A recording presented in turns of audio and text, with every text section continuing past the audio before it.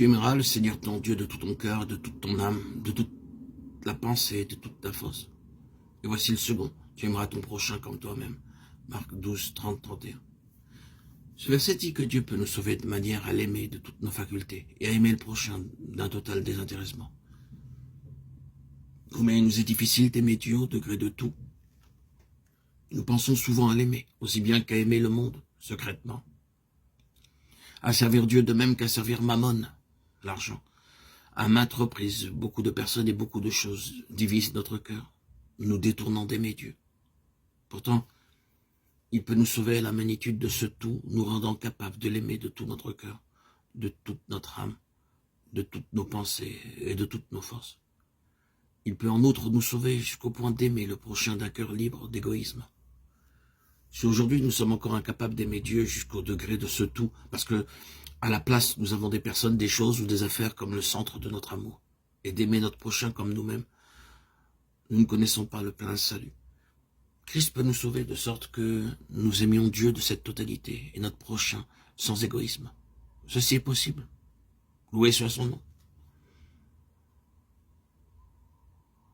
Toutefois, de même que le serpent séduisit Ève par sa ruse, je crains que vos pensées ne se corrompent et ne s'écartent de la simplicité et de la pureté à l'égard de Christ. 2 Corinthiens 11, 3. Ce passage nous montre que notre intelligence peut être sauvée jusqu'à une simplicité et pureté totale. Maintes fois, nous trouvons très difficile de nous soumettre au Seigneur et de l'aimer d'une manière ferme et résolue. En effet, c'est le plus difficile. Nous n'avons pas ce pouvoir, cela nous dépasse.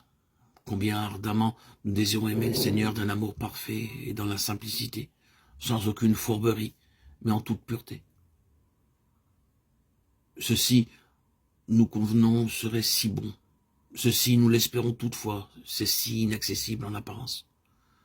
Cependant, Dieu peut nous sauver à ce degré. Ce n'est pas seulement possible, mais aussi à notre portée.